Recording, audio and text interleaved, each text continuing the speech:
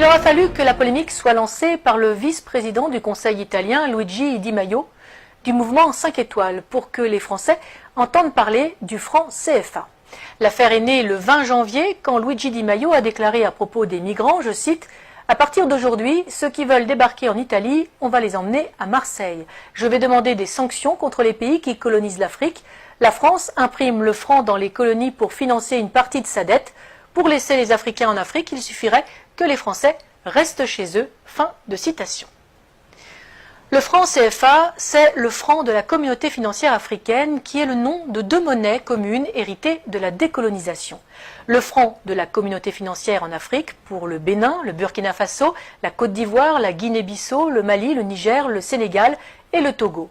Et le franc de la coopération financière en Afrique centrale pour le Cameroun, le Congo, le Gabon, la Guinée équatoriale, la République centrafricaine et le Tchad. 14 pays en tout, pas tous francophones et ni anciennes colonies françaises, parfois protectorats allemands, espagnols ou portugais.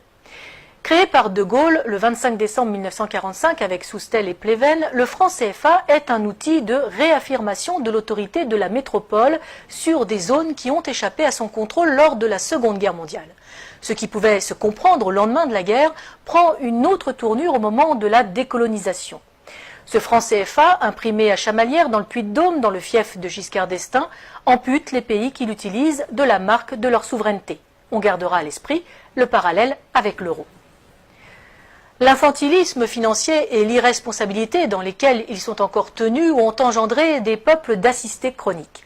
Leurs chefs d'État sont devenus des mendiants et des voleurs pratiquant d'un côté une politique de révérence envers la puissance étrangère qui les protège et qui détient leur porte-monnaie et spoliant de l'autre leur population. Sans entrer dans les détails techniques d'un système complexe, il faut savoir que la quantité de monnaie délivrée à chacun des pays africains de la zone franc est contingentée et, dans l'absolu, la France peut à tout moment diminuer ou arrêter sa livraison de billets. Comme elle peut prendre la décision de dévaluer cette monnaie. Ce qu'elle fit en 1994 avec le FMI et les États-Unis, générant des conséquences très dures pour les États et les populations d'Afrique.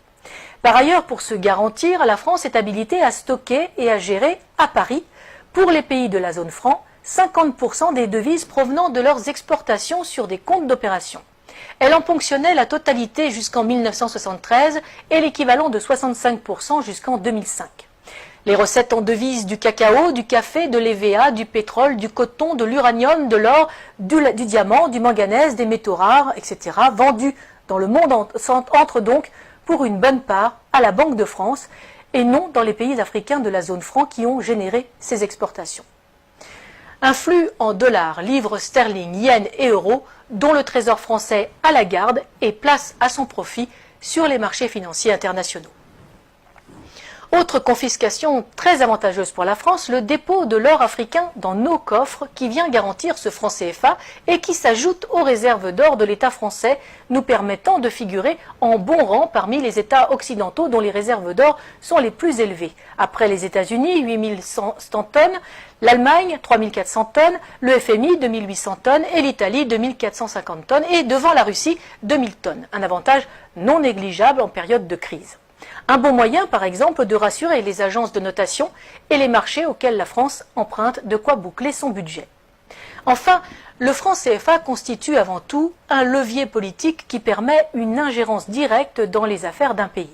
Il a suffi au gouvernement de Sarkozy de couper les robinets de la Banque centrale d'Afrique de l'Ouest et de fermer les banques filiales de banques françaises en Côte d'Ivoire pour mettre Laurent Gbagbo en difficulté. Nous aurons d'ailleurs l'occasion de revenir sur le cas de la Côte d'Ivoire et de son président légitime, Laurent Gbagbo, dans une prochaine édition. En vérité, le franc CFA n'est pas un vestige de la colonisation, c'est une privatisation de la colonisation. Elle permet à nos dirigeants de corrompre les élites africaines, d'imposer la présence des multinationales comme Areva, Total ou Bouygues dans des marchés publics africains avec des fonds publics mais des bénéfices très privés. Et les pertes parfois magistrales, comme pour Areva, que nous avons déjà évoquées sur ce même plateau, si elles sont bien à la charge des contribuables français, n'empêchent en rien le versement de commissions bien juteuses. Ce sont les mêmes multinationales qui font venir la main-d'œuvre africaine en Europe, un sous-prolétariat déraciné de pays corrompus et ruinés, une masse d'esclaves qui a l'énorme avantage de faire baisser les salaires des Européens et de mettre à mal tous les systèmes sociaux de protection, maladie, retraite, famille et les services publics. En multipliant les bénéficiaires sans apporter de nouveaux contributeurs, l'équilibre est rompu, les systèmes de protection et les services publics ne fonctionnent plus. Du coup, les bénéficiaires légitimes, les seuls contributeurs, les deux souches, n'en veulent plus et le privé peut prendre la relève et empocher de juteux bénéfices. Les délires complotistes, Charlie Hebdo, dans son édition du 27 octobre 2004, citait des propos tenus par Renaud Dutreil, alors ministre de la fonction publique, le 20 octobre à Paris, lors d'un déjeuner-débat de la Fondation Concorde. Je cite: « Le problème que nous avons en France, c'est que les gens sont contents des services publics. L'hôpital fonctionne bien, l'école fonctionne bien, la police fonctionne bien. Alors, il faut tenir un discours, expliquer que nous sommes à deux doigts d'une crise majeure, mais sans paniquer les gens, car à ce moment-là, ils se recroquevillent comme des tortues. » C'était en 2004, on mesure le chemin parcouru en 14 ans. Pour que l'Europe demeure aux Européens, il faut rendre l'Afrique aux Africains, ce qui permettra de rendre les Africains à l'Afrique. Le patriotisme social et économique que le Parti de la France veut installer dans notre pays est aussi la solution pour un développement indépendant des pays africains.